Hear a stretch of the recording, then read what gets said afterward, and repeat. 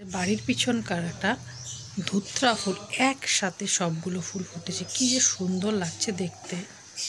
এটা কিন্তু একটা জঙ্গল ডোবাটা টাইপের, কিন্তু ফুলটা ডাইরেক্ট দেখছি যখন আমি খালি চোখে ভীষণই সুন্দর লাগছে। ক্যামেরায় কতটুকু আনতে পারছি আমি জানি না।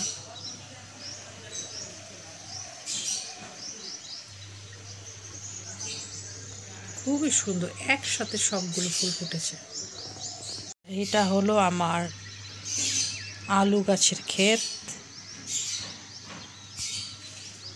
আমার যে আলু অনেক সময় অল্প গাছ বেরোয়, সেই আলুগুলোকে আমি যখন কেটে এইভাবে আমি রেখে দিই। গত বছরও এরকম আলু গাছ থেকে আমার অনেক আলু হয়েছিল।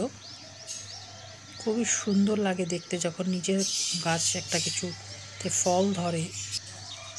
তো বিল্ডিং বাড়ি যেহেতু অত বেশি জায়গা হয় না, ছাদে সবসময় ভালো লাগে না সব কিছু মেনটেন করতে, তো এটা ব্যালকনির মধ্যেই হয়েছে।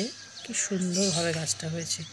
আলুর শাকও খাওয়া যায়, আলু গাছের পাতা, সেটাও একটা সুস্বাদু শাকের উপকরণ হয়। তো এই আমার আলু গাছ। আরও কিছু আমি ক্লিপিংস নিয়ে আসছি। এটা আমার একটা হলুদ জবার গাছ।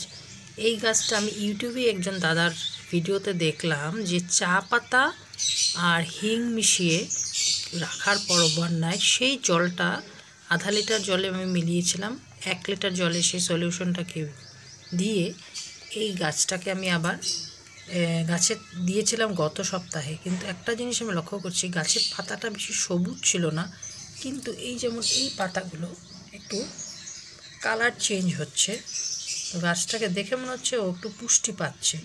দেখা যাক সেই দাদার টিপসটা আমার কতটুকু কাজে লাগে।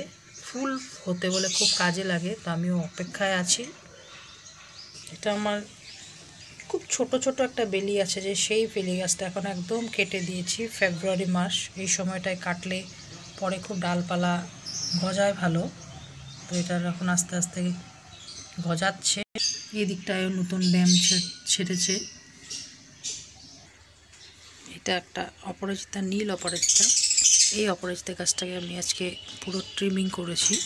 এইখানে আমার আগের বছর এখানে তার দিয়ে এটাকে মেলানো ছিল। দুটো অপরাজিতা গাছ পাশাপাশি থেকে দুটোকে এইভাবে জড়িয়ে ধরেছিল যে আমি কোনো মতেই ছাড়াতে পারছিলাম না। এখন আজকে বহু কষ্টে আমি ছাড়িয়েছি।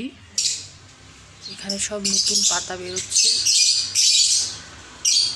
এখন যদি অল্প অল্প ফুল দিচ্ছিল, তাও আমি কাটলাম ভালো হওয়ার জন্য আরও।